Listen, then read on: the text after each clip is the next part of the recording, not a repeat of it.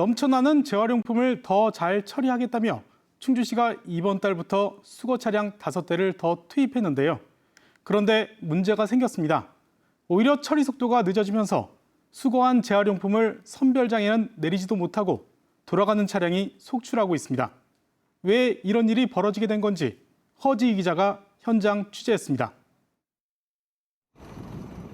충주 쓰레기 소각장, 재활용품을 가득 실은 차량이 줄지어 서 있습니다. 아침 8시에 왔다는 이 차량은 벌써 대기 시간만 2시간이 넘었습니다. 평균 20분 안쪽이던 대기 시간이 갑자기 길어진 건 지난주부터. 기본 한 3시간에서 4시간 정도 늘어났고 지금 그 시간 동안 일을 못하고 대기를 하는 거죠. 수거 차량이 기존보다 50% 늘어난 뒤 벌어진 현상입니다. 충주시는 이달부터 15억 원을 들여 차량 5대와 인원 15명을 추가 투입했습니다.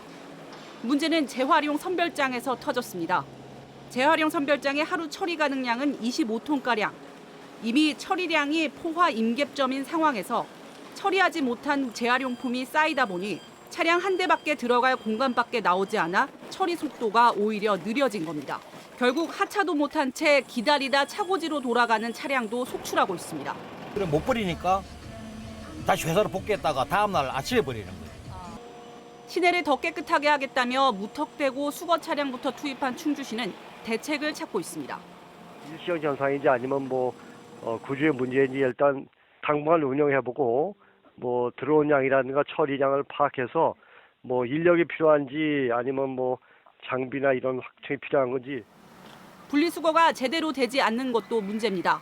주택가의 재활용품 배출지, 재활용품을 들어 올리니 생활 쓰레기에 버려야 하는 닭뼈와 먹다 남은 계란찜, 봉지째 버린 떡볶이까지 음식물 쓰레기가 그대로 드러납니다.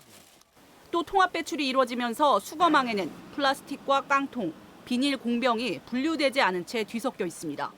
현장에서 분류하는데 시간이 더 걸릴 수밖에 없습니다. 일단 버리실 때 너무 막 버리시니까 또 그 재활용해 보면 이제 양념이 묻으면 양념이나 이제 이물질이 묻으면 재활용이 안 되거든요.